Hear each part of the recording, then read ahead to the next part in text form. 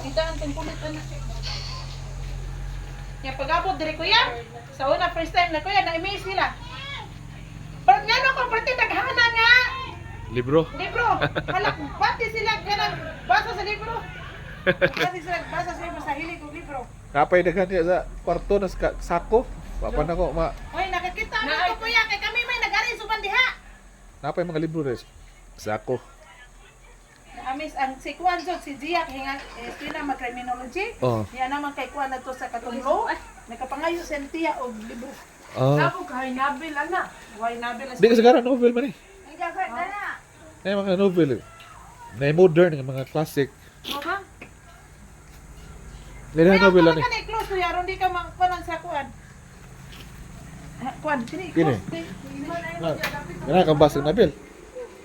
Ano, Nabil la. Oh. Si Kuya pati naghana kahilig Nabil ay tanan kuya. Di na ba? Dili. Tudaghan Nabil ana. Hoy, kay ba mo daghan jud kayo. Daghan kayo inyong kuan kuya ani ay. Basta. Pero why ka kuan kasi di wa kay panan ni sila no. Lahi man to imong libro te. Wa kay makakuan ani. Kay lo man ni ka kuya og kuan.